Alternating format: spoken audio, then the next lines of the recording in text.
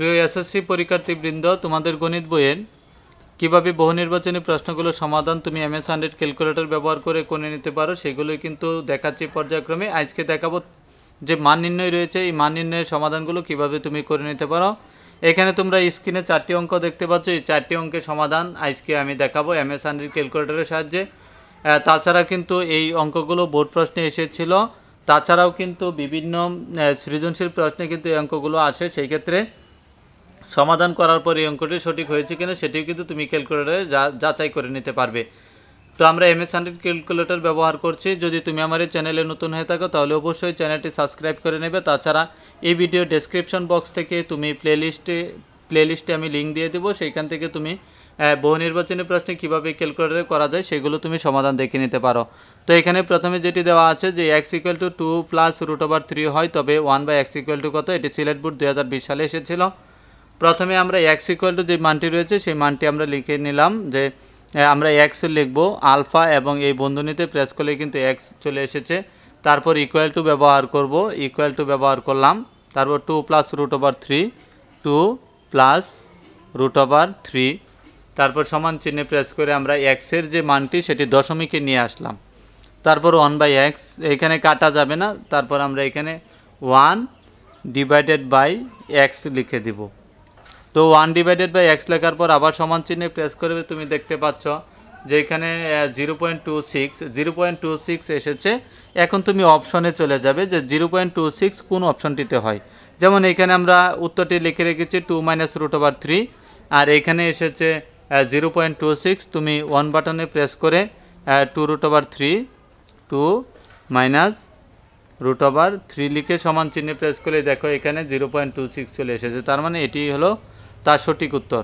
2 নং যে অঙ্কটি রয়েছে এই অঙ্কটি দিনাজপুর বোর্ড 2020 সালে এসেছিল। তোমরা এখানে দেখতে পাচ্ছ p² = 13 + √168 হলে 1/p = কত। তুমি সর্বপ্রথম এখানে যে মানটি রয়েছে ক্যালকুলেটরে সরাসরি ইনপুট করে দেবে। যেমন এখানে p রয়েছে, আমরা তো p লিখি না, আমরা x ব্যবহার করি। x² = দিয়ে দিলাম, তারপর আমরা 13 +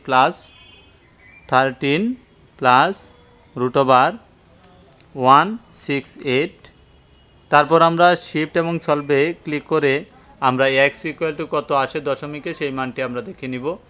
তো একটু অপেক্ষা করছি x এর মানটির জন্য, অর্থাৎ p এর মানটির জন্য। তো তোমরা দেখতে পাচ্ছ এখানে মানটি চলে এসেছে। তারপর 1/p লিখে দিবে, 1/p মানে x লিখে সমান চিহ্নে প্রেস করলে তুমি দেখতে পাচ্ছ 0.19 এসেছে। এই অপশন থেকে এখন দেখবে যে কোনটির মান 0.19। তারপর আমরা 1 বাটনে প্রেস করে আমরা যেটি লিখে রেখেছি √7 - √6 - √6 দেখো এখানে 0.196, এই মানটি কিন্তু চলে এসেছে। তার মানে এই প্রশ্নটির সঠিক উত্তর হলো এইটি। অপশন থেকে কিন্তু তোমাকে দেখে নিতে হবে।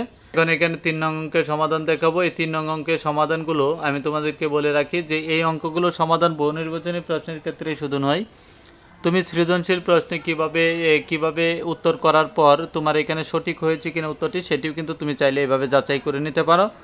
y = এত হলে এত এর মান কত, আমরা প্রথমে y সমান লিখে নিব। y আমরা লিখি না, আমরা x = লিখে নিই। x = দিয়ে দিলাম 5 + 2 √6, 2 √6, তারপর ইকুয়াল টু প্রেস করলাম। তোমরা নিশ্চয়ই জানো যে ইকুয়াল টু কীভাবে আনতে হয়, এই ইকুয়াল টুতে প্রেস করলে কিন্তু হবে না। তো এখানে লেখার পর আমরা y⁴ অর্থাৎ x⁴ ব্যবহার করব, তারপর প্লাস চিহ্ন ব্যবহার করব, প্লাস বন্ধনী ব্যবহার করে 1/4 ব্যবহার করব। 1/4 1/y⁴, তো y⁴, তারপর বন্ধনী ব্যবহার করে সমান চিহ্ন প্রেস করলাম। তো তোমরা দেখতে পাচ্ছ এখানে কিন্তু সঠিক উত্তর চলে এসেছে 9602। এটি হলো এই অঙ্কের সমাধান।